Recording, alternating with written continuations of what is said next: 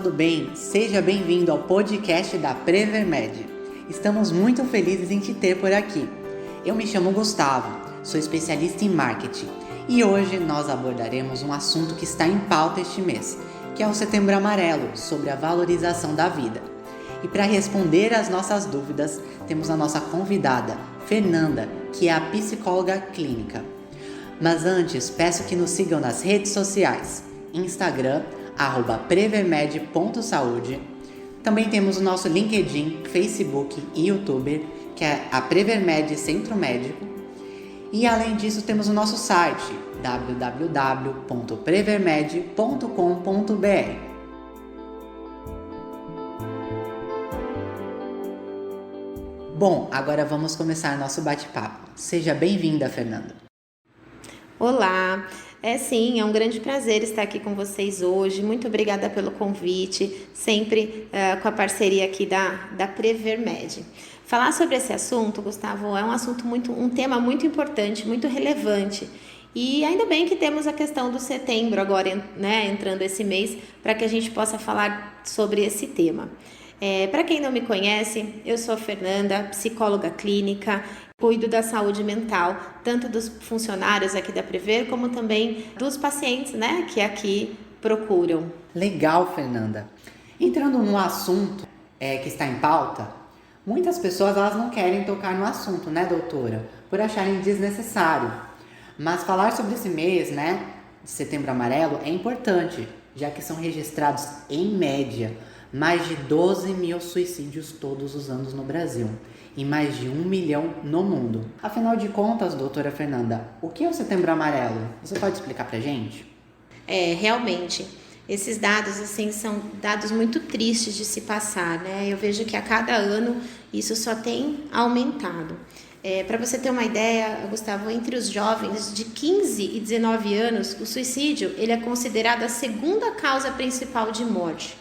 É uma triste realidade aqui que nós estamos vivenciando. E para que as pessoas tenham ciência do que nós estamos abordando aqui hoje, o suicídio, ele mata mais do que a AIDS aqui no Brasil. Nossa, dados alarmantes. Muitas pessoas, elas pensam na saúde física, E elas acabam esquecendo a saúde mental, que é tão importante. Gustavo, é isso mesmo, exatamente.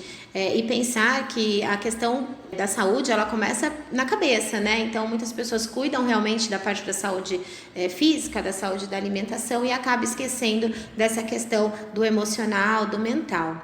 Você havia me perguntado sobre a campanha, sobre o que é o Setembro Amarelo. Então, na verdade, o Setembro Amarelo ele é uma campanha de conscientização sobre a prevenção do suicídio e a valorização da vida, Nós temos que pensar na questão de valorizar a vida. Então, o Setembro Amarelo surgiu justamente no mês de setembro, no ano de 1994, nos Estados Unidos, um jovem que morreu, ele tinha 17 anos, E ele cometeu suicídio.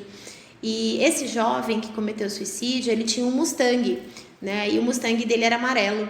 No local que ele morava, tinha muitas pessoas, ele era muito conhecido, Muitas pessoas conheciam esse jovem justamente por ele ter esse carro. As pessoas viam, chamava muita atenção. E esse Mustang amarelo ficou marcado lá nos Estados Unidos com a morte desse jovem.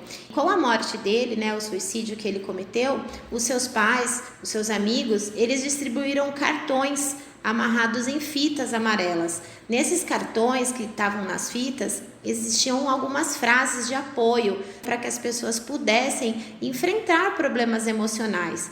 E daí surgiu a famosa fita amarela, que é o símbolo da campanha, e essa ideia acabou desencadeando um movimento mundial de prevenção ao suicídio.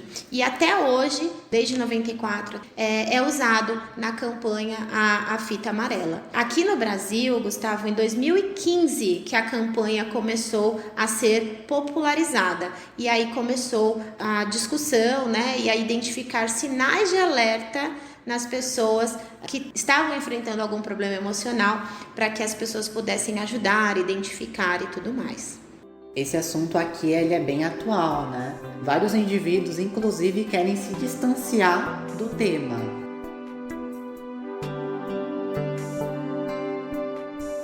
doutora Fernanda, por que as pessoas levam esse assunto como um tabu? É verdade, Gustavo.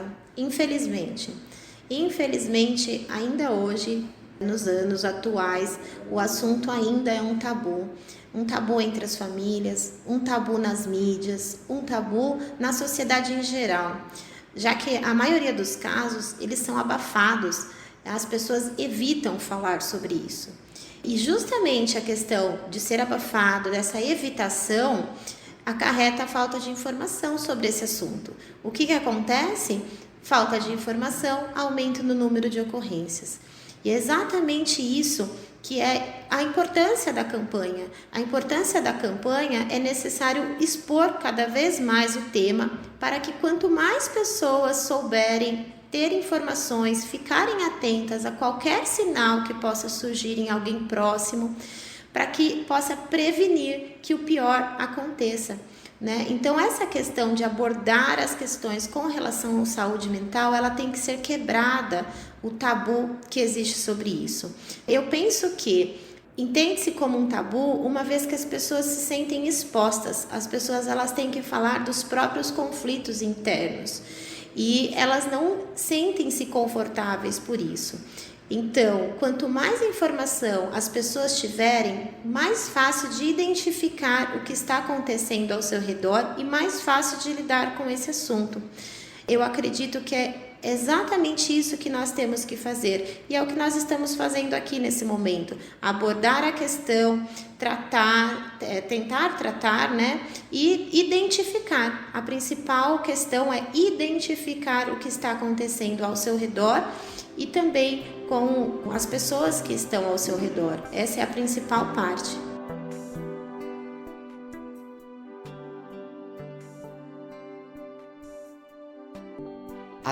Muitas vezes as pessoas elas têm esse distanciamento, né, desse assunto, não querem ouvir falar e muitas vezes não conseguem identificar os sinais, né? Por falar nisso, quais são os sinais de uma pessoa que precisa de ajuda? Geralmente essas pessoas elas têm o mesmo tipo de perfil? Sim, Gustavo, com certeza, né? As pessoas em geral, o ser humano, ele apresenta sinais de acordo com o momento de vida que ele está vivendo.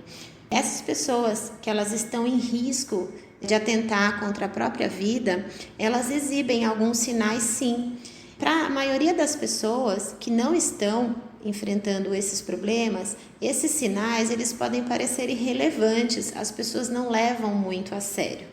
Então, por exemplo, né, a pessoa apresenta sentimento de tristeza, ela perde o interesse pelas atividades habituais, ou até mesmo ela perde interesse por atividades que ela gostava muito de fazer. Ela começa a trazer alguns relatos sobre solidão, demonstra algumas questões de ansiedade. Essas questões de ansiedade, elas podem ser no decorrer do dia ou em alguns momentos específicos da vida dessa pessoa. E também ela fica com aquela questão de aversão social, né? Que é quando a pessoa está evita sair de casa, evita ir para a escola, evita frequentar alguns lugares que ela vai encontrar pessoas conhecidas. E então são alguns principais sinais que acabam sendo notados. Óbvio, Gustavo, tem muitas outras coisas que também são sinais de alerta. Por isso, eu sempre falo, é muito importante levar a sério o que e quem nos cerca, o que está ao nosso redor, o que está acontecendo dentro de nós e o que está acontecendo fora de nós. Nós temos que observar como se fôssemos um radar, entende? Então, uma breve conversa que você está tendo com alguma outra pessoa, você pode perceber que aquela pessoa pode ser que esteja pedindo ajuda, ou pode ser ao contrário, essa breve conversa pode ser um pedido de ajuda seu para uma outra pessoa. Essa rede de apoio que nós, seres humanos, temos é muito importante, não só no quesito do Setembro Amarelo, da prevenção do suicídio, como em todo o contexto de nossas vidas. Nós temos que ter esse amparo de pessoas que nós possamos contar quando algo está errado em nossas vidas. Então, prestar atenção, não duvidar das pequenas queixas que você ouvir ou que você identificar dentro de você mesmo. Isso pode ser alguns fatores importantíssimos e pode sim evitar que o pior possa acontecer. Porque nós temos que ter em mente que quem tenta o suicídio, ele não quer desistir de viver, ele não quer acabar com a própria vida.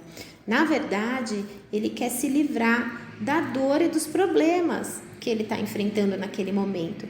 E quando nós falamos que a pessoa, que ela tem aversão social, que ela tem esses relatos de solidão, ela acaba se retraindo, ela acaba se retirando da sociedade e evita o contato. Por quê? Porque ela não quer levar problema para as outras pessoas, ela não quer trazer mais preocupações. Então, na cabeça dessa pessoa, ela pensa mais ou menos assim: eu estou com esses problemas, eu tenho todo esse fardo e eu não quero levar esse fardo para o outro. E eu não quero me sentir fraco, eu não quero me sentir derrotada, eu não quero passar isso para o outro. Então, ela acaba segurando tudo isso para ela, não expõe, não divide, não compartilha, porque ela não quer se tornar um fardo pesado para alguém. E na cabeça dela vem aquela famosa frase, né, iniciada por já que eu estou com todos esses problemas, já que eu sou um fardo, eu vou acabar com tudo isso. Então, é mais ou menos nesse sentido, né? O porquê que essas pessoas não compartilham e não dividem. Elas não querem levar problemas e elas não querem levar preocupações para as pessoas que estão ao redor delas.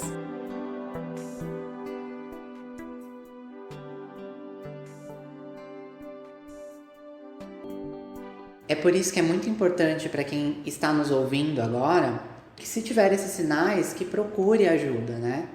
Para que assim você possa entender que na verdade é só uma situação e ela é passageira. Agora vamos para uma próxima pergunta, tá, doutora Fernanda? Como as doenças ocupacionais estão relacionadas ao suicídio? Gustavo, realmente, a doença ocupacional ela tem uma ligação direta com relação ao adoecimento mental. E aí, obviamente, traz, né, alguns transtornos depressivos, transtornos ansiosos. Só para você ter uma ideia, né, para todo mundo que está ouvindo aqui, para ter uma ideia, nos últimos tempos, 93 mil pessoas foram afastadas pelo INSS por conta desses transtornos, que são transtornos depressivos, transtornos ansiosos, o famoso burnout, né, que de um tempo para cá também tem sido muito falado. E aí o que acaba acontecendo, né? A sobrecarga, metas abusivas, exposição dos funcionários, tem a sobrecarga do trabalho, tem o clima organizacional que conta muito, as condições insalubres também que muitas vezes os trabalhadores são submetidos. Tudo isso traz aspectos negativos. E através desses aspectos negativos, que na verdade é uma junção de fatores, né? Você viu, aqui tem vários aspectos que nós estamos falando. Todos esses fatores, eles causam um impacto negativo na saúde do trabalhador. E uma vez que traz esse aspecto negativo, gera o adoecimento mental. Né? E uma vez que o trabalhador está com problemas mentais e emocionais, pode vir a desenvolver os transtornos que eu citei anteriormente, a depressão, a ansiedade, o burnout. E quando isso é exacerbado, quando isso está numa proporção muito grande, é o que acaba acontecendo que nós falamos agora há pouco, né? A pessoa se sente sufocada, a pessoa se sente sobrecarregada, volta aquela questão do isolamento, tudo isso que nós estávamos falando anteriormente vai se juntando e obviamente coisa boa não vai dar, né, Gustavo? Porque juntando todos esses aspectos negativos, já sabemos assim mais ou menos o que vai acontecer com essa pessoa.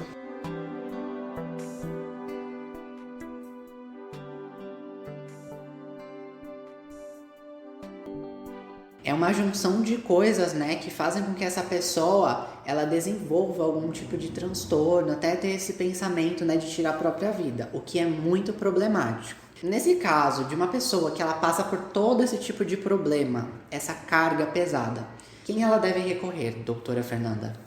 Gustavo, é muito importante essa sua pergunta, né? Porque muitas vezes as pessoas elas se sentem desamparadas e também não sabem onde buscar ajuda, né? Então, se você conhecer alguém que possivelmente esteja passando por algum momento difícil, por algum sofrimento psicológico, por problemas emocionais, você pode buscar a ajuda profissional, né? Eu sou suspeita para falar, mas eu posso te dizer que realmente funciona, realmente ajuda, né? Então, buscar ajuda profissional é o imprescindível. Conduza essa pessoa até uma ajuda profissional, ampare essa pessoa, né? Nós temos algumas pessoas que são peças-chave na nossa rede de apoio, né? Então, procure estar próximo da sua rede de apoio, procure estar próximo das pessoas com que você confia, das pessoas que você sabe que se importam de verdade com você, independente do que aconteça. E também temos o Centro de Valorização à Vida, que é o CVV. Tem o número que vocês podem estar anotando e deixar, né, de sobreaviso em alerta, que é o 141. Esse número ele funciona a qualquer dia e a qualquer hora. Pode ligar, que sempre terá uma pessoa disponível. No âmbito ocupacional, Gustavo, como nós estamos falando aqui da questão da Prever, também vocês podem procurar a questão do RH, né? Então, o RH também tem amparo e ele pode direcionar para um profissional, pode fazer um direcionamento melhor e também buscar informações do que está acontecendo para você estar se sentindo dessa maneira e também tentar solucionar isso. Eu fico feliz todas as vezes que o RH da Prever me procura, porque são poucas empresas que valorizam e procuram ajuda para os funcionários relacionadas a questões emocionais. E eu vejo que aqui vocês têm esse cuidado, né? Eu estou trabalhando com vocês já há algum tempo e eu tenho recebido essa demanda e de verdade eu fico muito feliz quando eu recebo essa demanda que vocês me procuram, porque é o cuidado, é o olhar que vocês estão tendo com os funcionários, essa preocupação. Então, busque ajuda sempre, né? Como o Gustavo disse, eu fiquei muito contente que ele falou, é que é uma situação, é um momento da sua vida, né? Isso não vai durar para sempre. Então, é só um momento que nós temos que fazer alguns ajustes, que nós temos que fazer algumas ressignificações, dar conta desse momento que está acontecendo. Isso não vai durar para sempre. Então, conversando, falando, se expondo, se abrindo, né? Identificando, se autoconhecendo, eu acredito que é a melhor saída.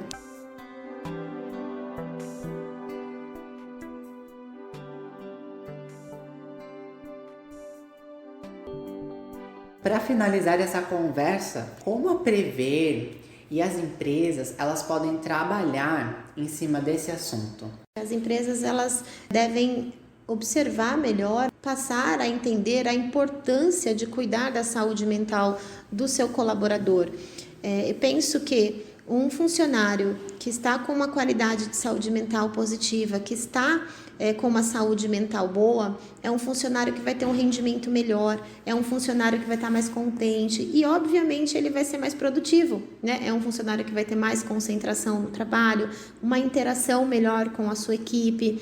Então, olha quantos benefícios o funcionário pode retribuir para a empresa, uma vez que a empresa está com esse olhar cuidadoso, né, para a saúde mental. Infelizmente, Gustavo, são poucas as empresas que se preocupam com isso. Eu vejo que tem crescendo, isso me deixa contente saber que está crescendo, mas ainda são poucas as empresas que se preocupam. Eu fico feliz de fazer parte do time da Prever, como psicóloga aqui de vocês, e também trazer esse tipo de assunto, essa abordagem, né? E uma das coisas que as empresas, em geral, podem estar promovendo são ações constantes relacionadas ao tema, o tema de saúde e bem-estar, o tema de saúde emocional, pegar os temas de campanhas mensais e desenvolver entre os colaboradores. Então, são algumas das alternativas que pode oferecer para os colaboradores. A psicologia organizacional, né, que é o que nós fazemos aqui. Também tem a questão da meditação, relaxamento, propor em algum momento do dia, algum cantinho especial, né, promover para o funcionário esse momento que ele possa relaxar e depois retornar às suas atividades. Então, são intervenções que são eficientes e podem ajudar de maneira, né, trazendo benefícios pontuais para os funcionários. E promover a boa relação entre as equipes, promover uma qualidade de saúde mental para os seus funcionários, só vai trazer resultados positivos a toda a equipe. Então, Gustavo, quando eu digo promover essas ações constantes, né, é importante que a pessoa responsável ela possa promover uma cultura de saúde mental dentro da empresa, para que esse assunto permaneça sempre em evidência, né, para que os funcionários tenham cuidado com a própria saúde mental e levem isso também adiante, levem para casa, levem para os amigos. Isso é um diferencial que eu acredito que vai valer muito a pena. Uma outra dica que eu acho que tem surgido e tem sido bastante positivo, formar grupos dentro da equipe, né? Formar grupos dentro da empresa por interesses, né? Formar esses grupos de uma maneira com que a pessoa se interesse por alguma atividade física, seja em uma academia, seja questão de pedalar, né? Corrida. Então, ou seja, você vai unir o bem-estar físico e o bem-estar mental desses trabalhadores, né? E para isso, nada melhor do que fazer esse incentivo à prática de exercícios. Você vai promover essas relações entre os indivíduos da equipe e o melhor promovendo, né, coisas que realmente as pessoas gostam de fazer. Quem gosta de pedalada, junta um grupo para fazer pedalada, né, o pedal. Quem gosta de caminhada, quem gosta de corrida, enfim. E assim vai juntando as afinidades. Apenas antes da gente finalizar aqui, Gustavo, eu gostaria de ressaltar que a campanha ela ocorre no mês de setembro, mas que falar sobre a prevenção do suicídio, sobre a valorização da vida, ela é imprescindível, ela é fundamental em todos os meses do ano. Então não vamos deixar de falar, não vamos aumentar esse tabu que já existe naturalmente e vamos tentar levar a cada vez mais informação, cada vez mais questões para que possamos diminuir esses números horríveis que nós temos nas estatísticas, né? E ressaltar para que todos que estejam nos ouvindo, que cuidem da saúde mental, que olhem com cuidado para a sua saúde mental, pois é através da sua saúde mental que você vai conseguir resultados nas outras áreas da sua vida, né? A saúde mental é um principal, importante fator que vai fazer os ajustes das suas emoções, as emoções positivas, as emoções negativas. Então, investir nessa área é muito importante, ainda mais no momento que a gente está vivendo, né, saindo dessa questão da pandemia, e é um fator determinante para que você tenha uma vida de melhor qualidade, para que você tenha uma vida mais saudável. É muito importante isso que você falou. Primeiro, no âmbito organizacional, a empresa ela deve criar um relacionamento com seus funcionários para saber o que eles estão passando, né? E criar essa rede de apoio. Uma outra coisa que você falou eu achei muito importante é que nós estamos no mês de setembro e deve ser falado sobre isso, mas o tratamento deve ser feito durante o ano todo, né? Para que essa pessoa ela não crie esse sentimento.